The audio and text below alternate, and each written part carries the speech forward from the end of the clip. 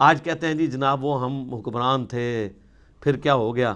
تو جو تھے وہ زمانے میں معزز تھے مسلمان ہو کر، اور تم خار ہوئے تارک قرآن ہو کر. یہ مسلم کی حدیث کا ترجمہ کیا ہے ڈاکٹر اقبال نے جواب شکوہ میں، جو صحیح مسلم میں حدیث ہے اللہ تعالیٰ اس کتاب کی وجہ سے قوموں کو عروج دے گا اور اس کتاب کی وجہ سے قوموں کو زوال دے گا. اسی کو ٹرانسلیٹ کیا ہے. تو یہ بات یاد رکھو. مجھے ڈاکٹر سرار صاحب کی بات بار بار یاد آتی ہے، انہوں نے تعارف قرآن میں بھی یہ بات کی تھی کہ جو قرآن کی اس دعوت کے اوپر عمل نہیں کرے گا نا، اسے کبھی بھی قرآن کا اتار چڑھاؤ، قرآن کا مزاج سمجھ نہیں آئے گا، کیونکہ آپ ان کیفیتوں سے گزریں گے ہی نہیں. قرآن والی کیفیتوں سے آپ کب گزریں گے؟ جب آپ معاشرے سے ٹکرائیں گے. قرآن کہہ رہا ہے یہ کرو، معاشرہ کہہ رہا ہے یہ کرو، تو آپ کو معاشرے کی تیکھی باتیں سننی پڑیں گی. اس کی وجہ سے آپ کی تطہیر ہوگی. اللہ کے لیے آپ کو صبر کرنا پڑے گا. ہو سکتا ہے کبھی کبھار گالیاں کھانی پڑیں اور کبھی تک مار تک بھی نوبت آ جائے. جب تک یہ نوبت نہیں آئے گی تو وتواصوا بالحق اور وتواصوا بالصبر کیسے آپ کو سمجھ آئے گا؟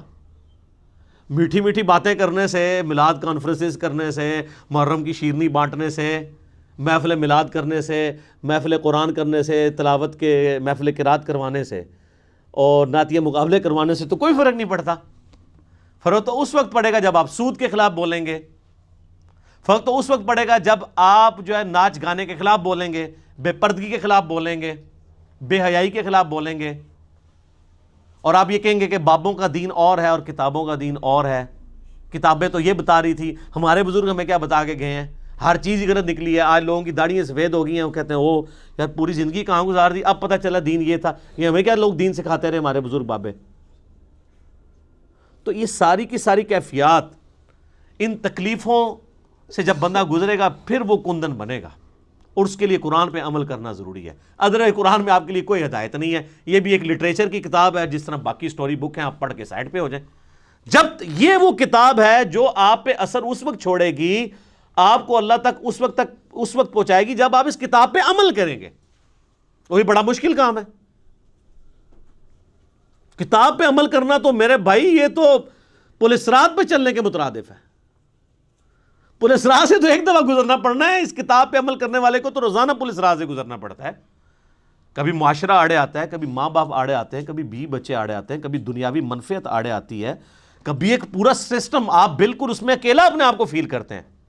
اب ہمارے بھائی جب یعنی قرآن و سنت پہ عمل کرتے ہیں، وہ کہتے ہیں ہمیں لگتا ہے معاشرے سے کٹ کے. تو میں کہتا ہوں یار شکر ادا کرو، انگلی کٹا کے شہیدوں میں شامل ہو گئے. اب صحابہ کرام کو یاد کرو، اہل بیت کو یاد کرو، جن کو غزوہ بدر میں اس لیول پہ آنا پڑا کہ ایک طرف باپ کھڑا ہے تو دوسری طرف بیٹا کھڑا ہوا ہے.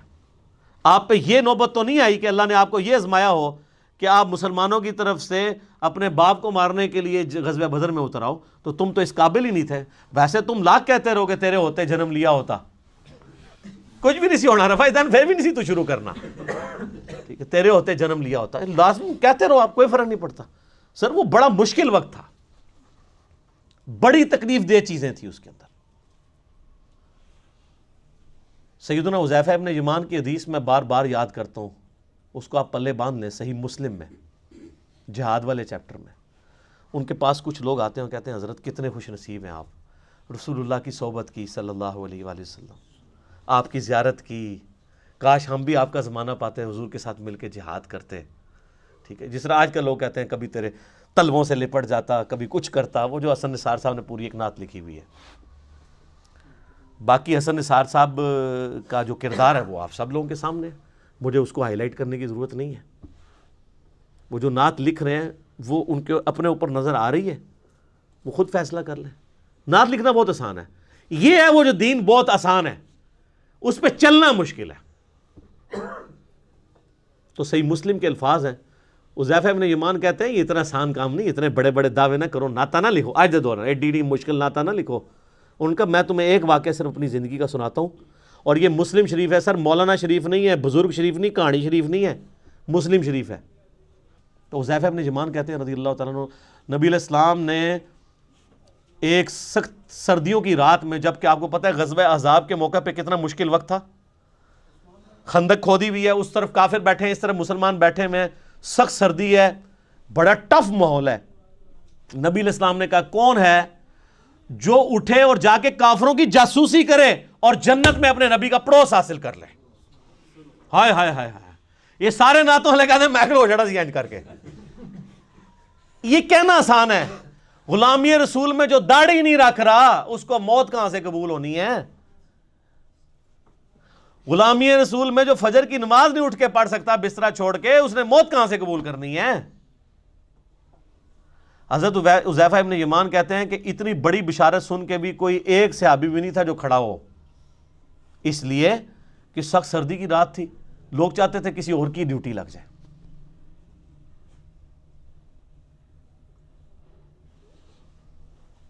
اب کیا ہوا؟ نبی علیہ السلام نے دوسری دفعہ فرمایا، کون ہے جو رات کے وقت جا کے کافروں کی جاسوسی کرے اور جنت میں اپنے نبی کا پڑوس حاصل کر لے؟ کائنات میں سب سے بڑی کوئی چیز یہی ہو سکتی ہے نا. اس سے بڑی صرف ایک چیز ہے کہ اللہ تعالیٰ کسی کو پیغمبر بنا دے. پیغمبر بننے کے بعد اگر دوسرے نمبر پہ کوئی فضیلت ہے تو جنت میں ہمیشہ کا پڑوس پیغمبروں کا. یہی ہے نا. تو یہی ہم اللہ سے مانگتے ہیں کہ اللہ تعالیٰ ہمیں بقیہ غرقت میں مدفن اور جنت الفردوس میں اپنے محبوب صلی اللہ علیہ وآلہ وسلم کا پڑوس عطا فرمائے. آمین. حضرت حذیفہ کہتے ہیں دوسری بار بھی کوئی نہیں کھڑا ہوا، تیسری دفعہ بھی کوئی نہیں کھڑا ہوا، چوتھی دفعہ نبی علیہ السلام فرمایا حذیفہ. آپ کہتے ہیں میں نے دل میں کہا لو جی مارے کے، اب تو جانا ہی پڑے گا، میری ڈیوٹی لگی، کیونکہ اب تو بائی نیم حکم آ گیا نا. ان کہ یا رسول اللہ. فرمایا جاؤ اور ساتھ کہا کہ دیکھنا چھیڑخانی کوئی نہیں کرنی، جتنا کام کا ہے اتنا ہی کرنا ہے. کہتے ہیں میں اٹھا، اب سوچ رہا تھا سخت سردی ہے ریگستان کی، باہر جا کے کیا بنے گا میرا. کہتے ہیں اللہ کی قسم جب میں اٹھا تو مجھے لگا میں گرم حمام میں داخل ہو گیا ہوں، میرے اوپر کسی نے نا کوئی گرم رضائی اوڑھ دی ہے سخت سردیوں میں. اور کہتے ہیں میں اسی طرح باہر گیا پھرتا رہا، ٹھنڈ ختم ہی ہو گئی. اور کہتے ہیں میں نے دیکھا کافر رات کے وقت بیٹھ کے اپنے وہ جو تیر ہیں ان کی جو نوکیں ہیں ان کو تیز کر رہے ہیں، کوئی برچھیوں کو تیز کر رہا ہے. اور کہتے ہیں میں نے ابو سفیان کو بھی دیکھا، اور میں ایک تیر چلاتا اس کا کام تمام کر سکتا تھا رات کے وقت. وہ میرے نشانے پہ تھا، اس کو تو نظر بھی نہیں آ رہا تھا کہ میں اس کے پاس پہنچ چکا ہوں. لیکن پھر مجھے نبی علیہ السلام کی نصیحت یاد آئی کہ دیکھیں کوئی کام نواں نہ کھول نہیں ہوتے پنڈورا باکس. تو مجھے حضور کی بات یاد آئی تو میں پھر پیچھے ہو گیا. یعنی میں اس لیول کو کراس نہیں کیا، ایفیشنسی جھاڑنے کی کوشش نہیں کی، حتیٰ کہ میں نے سب کچھ گنا کتنے لوگ ہیں یہ کر کے واپس آیا. کہتے ہیں جیسے ہی میں نبی علیہ السلام کی مجلس میں داخل ہوا تو وہ جو گرم حمام والا اثر تھا ختم ہو گیا اور مجھے سخت ٹھنڈ لگنا شروع ہو گئی. تو نبی علیہ السلام نے اپنی مبارک چادر میرے اوپر اڑا دی. یہ یعنی معجزہ ظاہر ہوا نبی علیہ السلام کا. یہ صحیح مسلم میں. لیکن اس میں سبحان اللہ کے ساتھ بہت چیزیں جو ہے استغفر اللہ اور انا للہ بھی یعنی جڑی ہوئی ہیں. وہ جو انور مقصود صاحب نے وہ کالم لکھا ہے نا کہ تبدیلی کا سفر ایاک نعبد و ایاک نستعین سے شروع ہوا، ان اللہ مع الصابرین سے ہوتا ہوا انا للہ و انا الیہ راجعون پہ ختم ہوا. تو یہ آپ کا سفر بھی یہ صرف سبحان اللہ تک نہ رہے میرے بھائی، بہت تلخ چیزیں اس کے ساتھ جڑی ہوئی ہیں. کہ دعوے کرنا بہت آسان ہے، پریکٹیکلی دین کے اوپر چلنا بہت مشکل کام ہے. تو قرآن حکیم سے ہدایت ان لوگوں کے لیے ہے کہ جو قرآن کو فالو کریں گے. صرف مطلب دعوے کر لینے سے کچھ بھی نہیں ہونا. صلو علی الحبیب اللہم صلی علی محمد وعلی آل محمد.